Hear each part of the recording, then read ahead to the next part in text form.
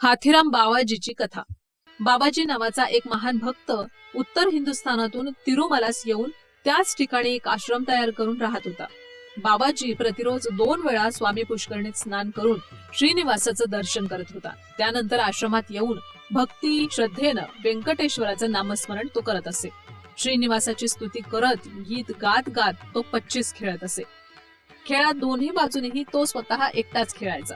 अशा प्रकारे बाबाजीची वागणूक पाहून तिथले लोक त्याला मूर्खात काढत, पण बाबाजी कोणाचीही पर्वा न करता आपला कामधंदा आपणच करत होता। एके दिवशी आश्रमाच्या बाहेर अकस्मात काही विचित्र घटना घडून आली। आश्रमाच्या बाहेर सुगंधित हवा वाहत होती। तो प्रदेश पण तसा तेजोमय कांतीनं शोभायमान होता। बाबाजी हे पाहून चकित झाला।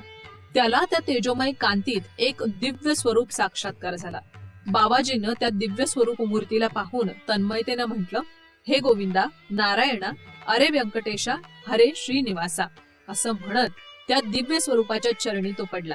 श्रीनिवासानं आपल्या चरणावर पडलेल्या बाबाजीला उचलून त्यावेळी म्हटलं, बाबाजी या, आपण दोघे मिळून 25चा खेळ खेळू।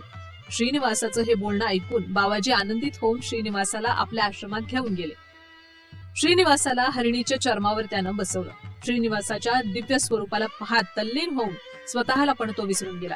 हे पाहून श्रीनिवास बाबाजीस म्हणाले, बाबाजी 25 खेळण्यासाठी येत नाहीस का? तेव्हा बाबाजी शुद्धीत येऊन श्रीनिवासाबरोबर 25चा खेळ खेळू लागला। भक्त बाबाजीला पाहून श्रीनिवास आनंदित झाले। शेवटी भक्ताच्या आनंदासाठी श्रीनिवास बाबाजीकडून हरला। बाबाजी विजयी झाल्याबरोबर श्रीनिवास म्हणाले, भक्ता, तुम्ही जिंकलात, आपणाला काय पाहिजे ते मागा, मी ते द्यायला तयार आहे।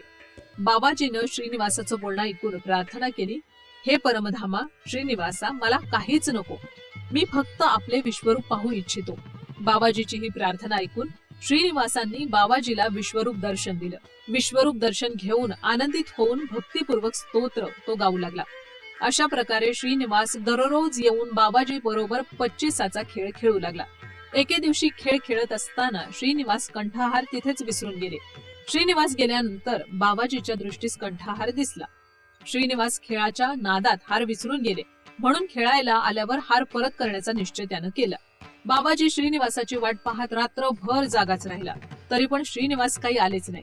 प्रातःकाळ झाल्यावर बाबाजी तो कंठहार घेऊन श्रीनिवासाला परत करण्यासाठी मंदिराकडे निघाला।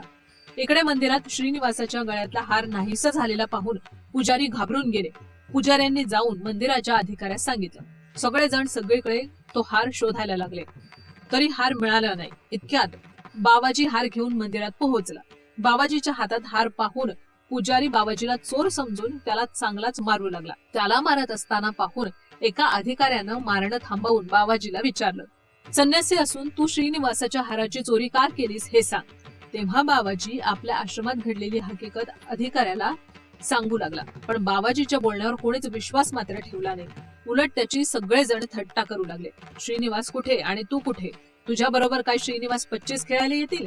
आम्ही इथं अनेक वर्षांपासून सेवा करतोय, आम्हाला कधीही श्रीनिवासानं दर्शन दिलं नाही, त्यामुळे हा संन्यासी मात्र चोर आहे। अशा प्रकारे निर्णयास येऊन बाबाजीला श्रीकृष्ण देवरायाच्या आस्थानात चोरीचा आरोप करून हजर केलं गेलं। पुजाऱ्याचं सांगणं ऐकून श्रीकृष्ण देवरायानं मनात विचार करून त्यांना सांगितलं की खरं काय आहे ते न सांगताच कोणालाही उगीच शिक्षा करणं योग्य नाही। बाबाजी, आम्ही तुमची परीक्षा घेतो, तुम्ही परीक्षेत विजयी झाल्यास तुम्हाला सोडून देऊ, आणि जर तुम्ही परीक्षा नापास झाला तर मात्र तुम्हाला कठीण शिक्षा भोगायला पाहिजे।